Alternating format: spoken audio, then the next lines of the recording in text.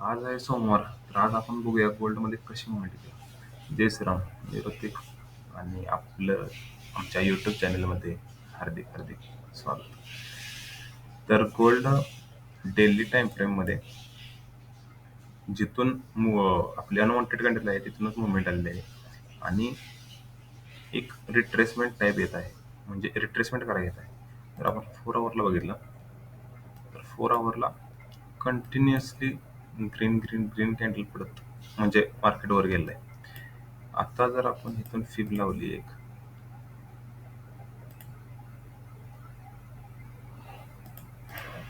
तर market retracement करा 0.338 आणि 0.5 पर्यंत येऊ शकते. तिथून एक अपसाईड मुवमेंट येऊ शकते.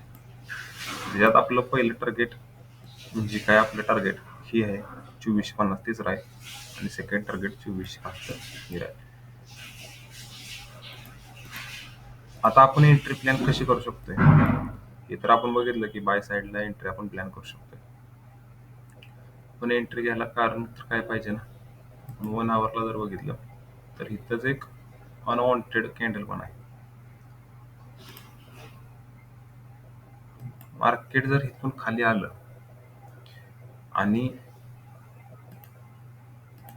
शित 38 ला किंवा 5 ला एक रिव्हर्सल पॅटर्न बनवला तर आपण इथे एंट्री घेणार. तर ते पण लंडनमध्ये किंवा न्यूयॉर्कमध्ये 12, 12:30, 1च्या दरम्यान किंवा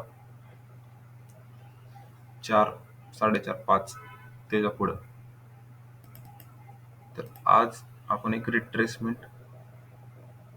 म्हणजे रिट्रेसमेंटला एक आपण बाय साइड प्लॅन करू शकतोय.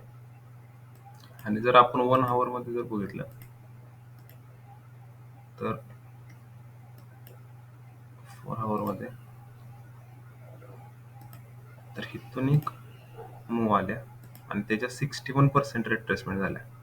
आता हे असंही होऊ शकते की ह्या 61 पासूनच एक मुवमेंट येऊ शकते.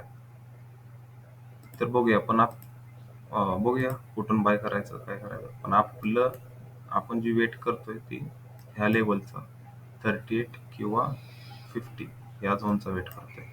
आणि इथंच ह्या काइंड ऑफ डबल बॉटमची नेकलाईन पण आहे. हे अनवॉन्टेड पण इथंच आहे.